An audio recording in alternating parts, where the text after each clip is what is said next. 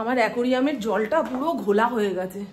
আজকে সকালবেলায় পাম্পটা ভালো করে পরিষ্কার করলাম, তাও জল পরিষ্কার হচ্ছে না। জল পাল্টাতে হবে। ঘরদোর সকালবেলায় গোছানো গোছানো দেখালাম, এখন এই মুহূর্তে এরকম। এই ঘরটা মোটে গোছানো থাকে না, আর টেনশন করি না এই নিয়ে। সারা বাড়িতে একটা ঘর কিংবা ঘরের একটা কোণ এমন থাকে যেটা সর্বক্ষণ লন্ডভন্ড, দেখেছ? এখন এই হাউস ব্যাগটা নিয়ে বেরোতে হবে। চলেন বন্ধু। এই যে দেখুন, আমার নাইটিওয়ালা দিদিকে ফোন করেছিলাম যে তোমার কাছে কি আর এই নাইটি রয়েছে? বললো না, ওর থেকে নিয়েছি 200 না 250 টাকা করে, 250 টাকা করে মনে হয়। খুব ভালো, মানে ধুয়ে দিলেই শুকিয়ে যায়। এটাই হচ্ছে আসল মুদ্রা। যে নাইটি আনি না কেন, ধুয়ে দিলে শুকিয়ে যাবে 2-3 ঘন্টার মধ্যে। একটা লবঙ্গ দেবো মুখে, একটা লবঙ্গ দিয়ে যাই। রাস্তাঘাটে এরকম কাশি উঠলে তো এক টুকরো আদা লবণ দিয়ে মুখে নিলাম। এই সারাক্ষণ চিবাবো, তাহলে গলাটা শুকিয়ে আসবে না। যাওয়ার পথে এই মন্দিরটা চোখে পড়লো, সন্ধ্যারতি হচ্ছে, একটু ঠাকুর দর্শন করে যাই।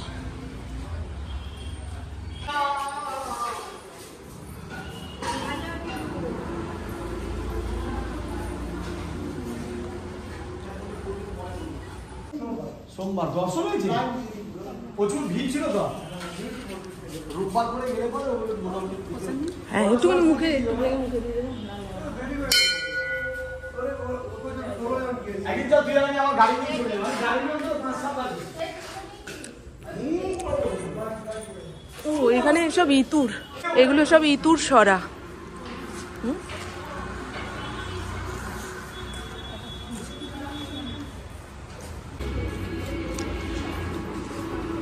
শীতকালে আলিস্য করে ঘরে বসে থাকলে আরো বেশি মন খারাপ লাগে।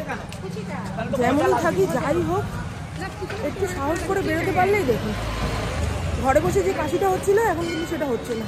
অবশ্য আদার কুচি মুখে রয়েছে। বলবেন তো, বেশি আদা খেলে কি পেট গরম হয়ে যায় কিংবা শারীরিক কোনো অসুবিধা হয়? না হলে এরকম আদার টুকরোই মুখে রাখবো। ভিক্স লজেন্সগুলো পাওয়া যায়, সেগুলো মুখে রাখলেও আমার গলা শুকায় না। ইন্দ্রকে বলেছি রাতে ফেরার পথে নিয়ে আসবে।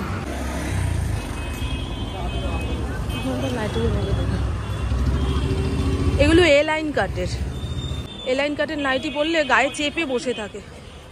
হাউস কোট নেই না কাকিমা? হাউস কোট নেই।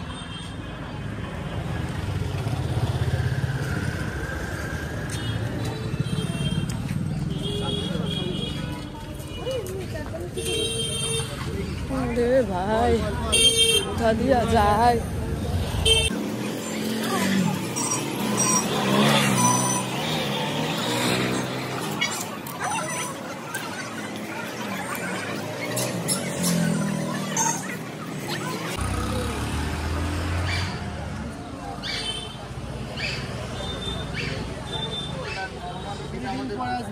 উলিকটের হাউস কোট আছে?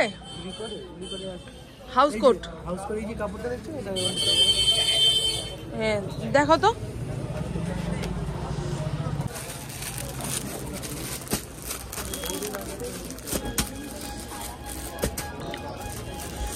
বলো কি দাম আছে গো?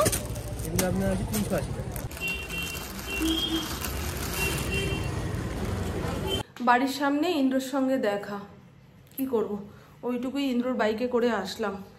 আর আসার সময় কাছে সিরাপ নিয়ে এসছে, 3 ml করে খেতে হবে মনে হয়। ইন্দ্রই মনে করে খাওয়াবে, না হলে এবছরে এ কাশি আর যাবে না।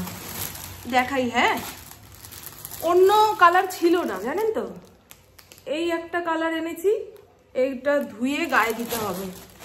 আর একটা নীল রঙের এনেছি, হ্যাঁ দুটোই এক বলে মনে হচ্ছে না।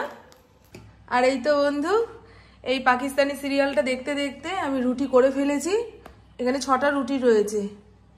ইন্দ্র ভাতের সঙ্গে 2টো রুটি খাবে, সঙ্গে আলুর চচ্চড়ি, বেশি করে কাঁচা লঙ্কা টমেটো ধনেপাতা দিয়ে তৈরি করেছি। এখন ঠান্ডা হয়ে গেলে পুপু ইন্দ্র যখন আসবে তখন গরম করে দেবো।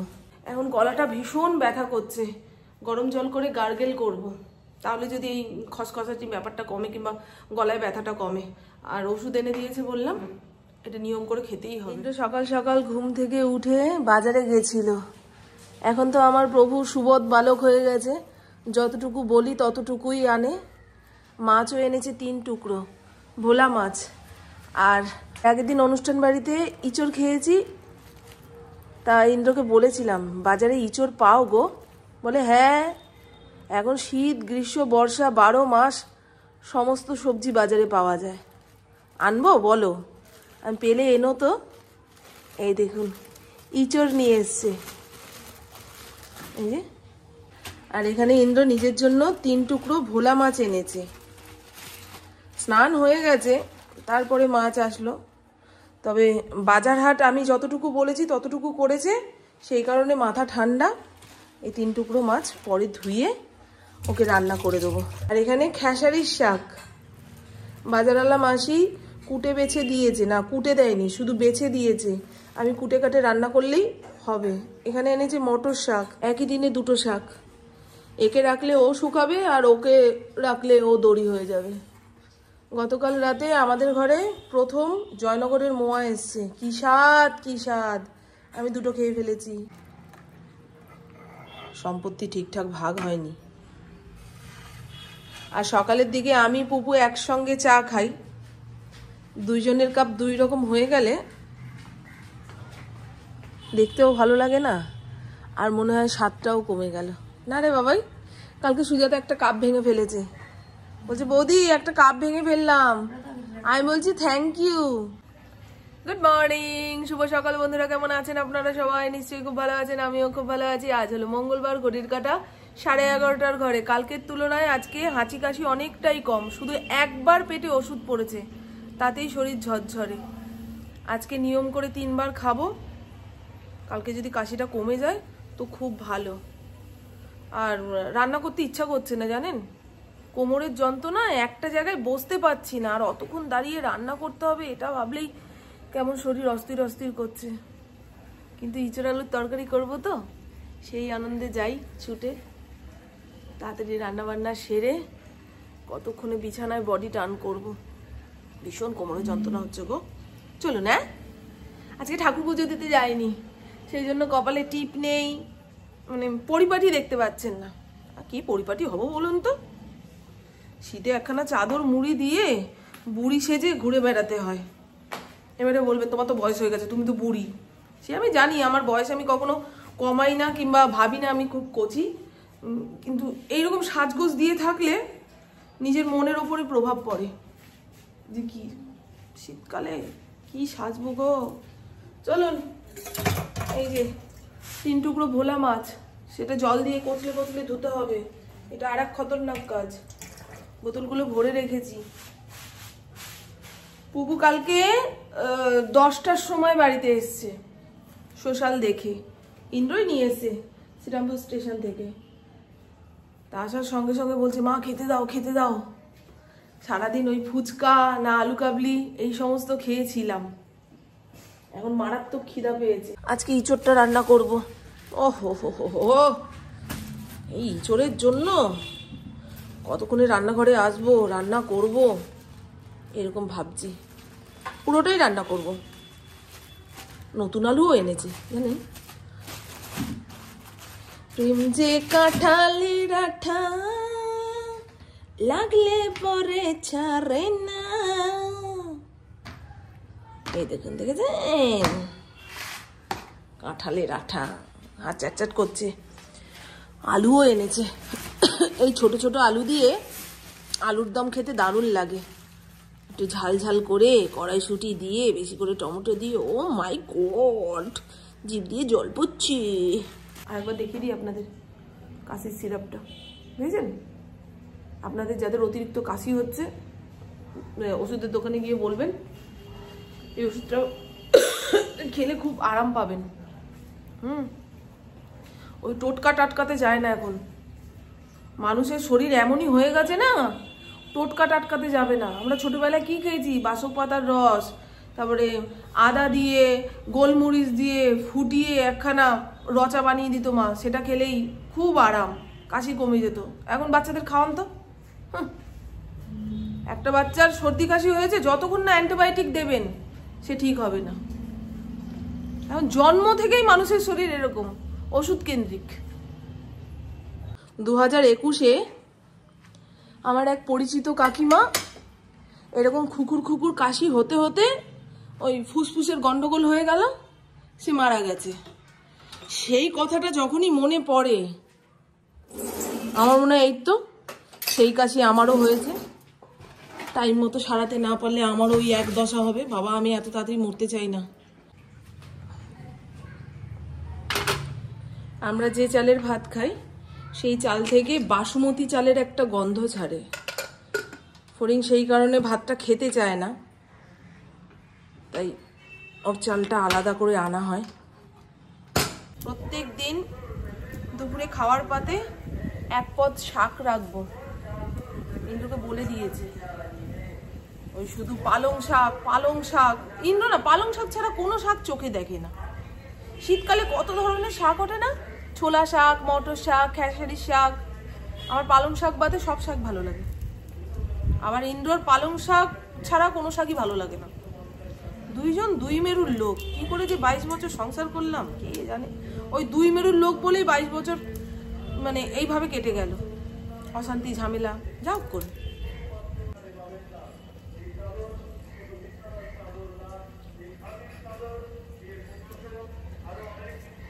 আজকে সকাল থেকে অনেক ধরনের প্রচারকারী গাড়ি আসলো, এখন আবার চাদর বিক্রি করছে। সকালে হরেক মাল 35 টাকা, হরেক মাল 20 টাকা। মনে হয় দৌড় দিয়ে যাই, কিছু 20 টাকা 35 টাকার জিনিস কিনি, গেট খুলতে খুলতে সে পগার পার। আর আজকে মটর শাকটা রান্না করবো। মটর শাকের পাতাটা দেখুন, পুরো প্রজাপতির মতো দেখতে। মটর শাকটাকে কেটে ভালো করে ধুয়ে নিয়েছি, তারপরে 15 মিনিট জলে চুবিয়ে রেখেছিলাম, কারণ শীতকালে শাকসবজির গায়ে প্রচুর কাদা মাটি থাকে, সেগুলো যাতে ধুয়ে যায়। আর অনেকগুলো কাঁচা লঙ্কা ঝিরিঝিরি করে কেটে নিয়েছি, অনেকগুলো বলতে 4টে কাঁচা লঙ্কা, যতটুকু ঝাল সহ্য হবে ততটুকু কাঁচা লঙ্কা ঝিরিঝিরি করে কেটে নিয়েছি। আর এই শাকে না ভীষণ মিষ্টি একটা গন্ধ রয়েছে, তাই অত ফোড়ন মশলাপাতি দেওয়ার দরকার থাকে না। এখানে কড়াই বসিয়ে দিয়েছি, কড়াইয়ের মধ্যে দেব পরিমাণ মতন তেল, কয়েকটা শুকনো লঙ্কা ভেজে তুলে নেব।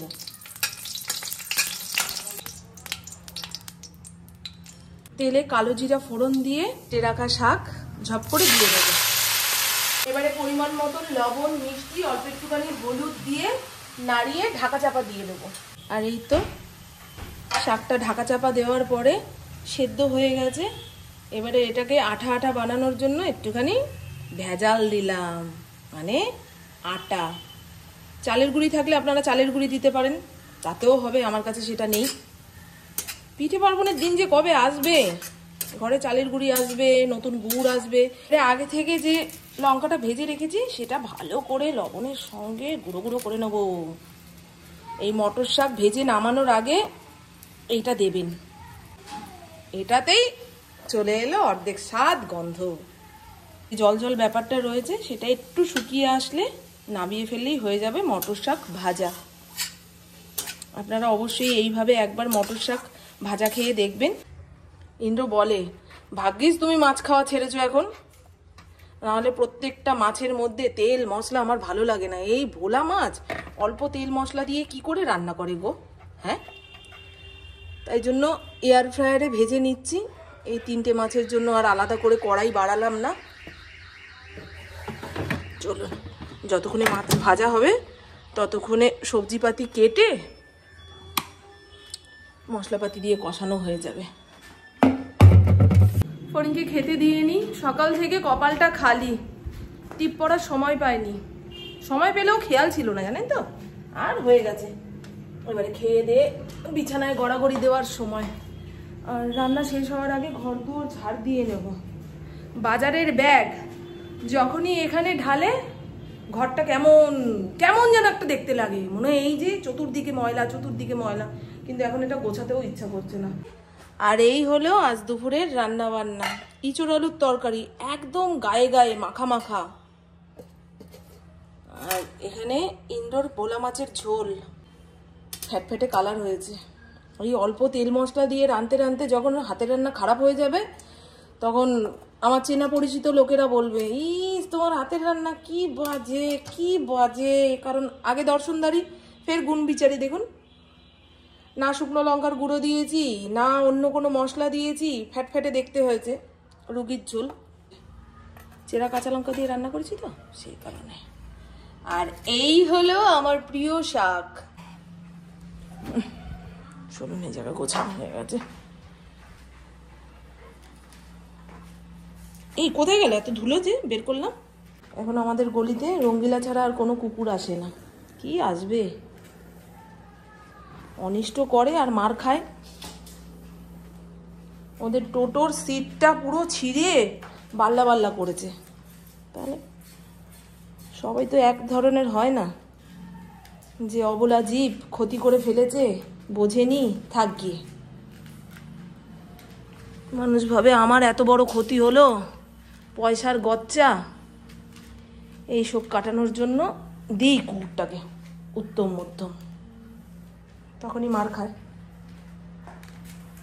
কাউকে ভালো খারাপ বলছি না, মানুষের ধৈর্য এখন খুব কমে গেছে। গুড ইভিনিং, এখন সময় সন্ধে 6:15। ইন্দ্রর সঙ্গে বেরিয়েছিলাম, গতকালকে দুটো উলিকটের হাউস কোট আনলাম। তা বাড়ি এসে দেখছি দুটোই একই রকম লাগছে। তা রাত ভোর ভাবলাম পাল্টাবো কি পাল্টাবো না, পাল্টাবো কি পাল্টাবো না। ইন্দ্র বললো হাতে একটু সময় আছে, বেরোবে? আমি চলো তাহলে হাউস কোটটা পাল্টে আনি। ওই একটা হাউস কোট দিয়ে আর কিছু টাকা ভরে এরকম দুটো হাত কাটা নাইটি নিয়ে আসলাম। এখন পরতে পারি না পারি তুলে রাখবো, পরে বের করে পরা যাবে। মিষ্টির দোকানের সামনে দাঁড়ালাম, দুটো সিঙ্গাড়া কিনবো। সিঙ্গাড়া মুড়ি সঙ্গে চা, আমি আর পপু দুজনে মিলে খাবো। দেখি সিঙ্গাড়া আসেনি, সবে 6টা বাজে তো, মানে 6:15 বাজে, ওই 6:45 নাগাদ আসবে। অতক্ষণ কে দাঁড়াবে। ইন্দ্র যে আমাকে এই 10-15 মিনিটের জন্য নিয়ে বেরিয়েছে, তার জন্য অনেক ধন্যবাদ। টোটো অটো পেতে খুব দেরি হয়ে যায়। আর পুকুর জন্য এনেছি এগ চিকেন রোল। আমি তো চিকেন খাচ্ছি না, তাই পুকুর জন্য আনলাম। এটা ওকে দিয়ে আসি, আমি আমার জন্য চা বসাবো। এই হয়ে গেল আজকের সারাদিনের গল্প। তো চলুন বন্ধু, আমার বকবক আজকের মতন এইটুকুই। আপনারা সবাই খুব খুব খুব ভালো থাকবেন, নিজের শরীরে খেয়াল রাখবেন, সুস্থ থাকবেন, আর অল টাইম স্মাইল করতে হবে। টাটা, খুব ভালো থাকবেন। এখন কোমরে ব্যথা অনেকটা কম রয়েছে, তবে হেঁটে শ্রীরামপুর মার্কেট পর্যন্ত যেতে পারতাম না, আবার টোটো অটো খুঁজতে গিয়ে যেটুকু হাঁটতে হবে সেটাও করতে পারতাম না। ইন্দ্রর হাতে পায়ে ধরে ঝুলে পড়েছি, আমাকে নিয়ে চলো আমাকে নিয়ে চলো। কি বলুন তো, ব্যবসাদার মানুষ তো, ওরাও তো বেচা কেনা করবে। তা আমার ঘরে জিনিসটা 7 দিন যাবৎ ফেলে রেখে লাভ কি? যখন আমি স্থির করেই নিয়েছি যে ওই একই কালারের দুটো নাইটি ঘরে রাখবো না, তা তাড়াতাড়ি ফেরত দিয়ে আসা ভালো। আমার ফুডিংয়ের অবস্থা দেখুন। এই বুবু, এনে থালা আনবো। আচ্ছা তাহলে লাইটটা জ্বালা, তোর মুখটা আমার বন্ধুরা দেখুক। বুবু বলেছিল বিকেলে আমার সঙ্গে বেরোবে। ও যেদিন ছুটি পায় ভাবে বিকেল হলে একটু বেরোবে, তারপরে কম্বলের নিচে ঢোকে, ল্যাট খায়, হয়ে গেল গল্প। খুব ঠান্ডা লেগেছে গো সবার।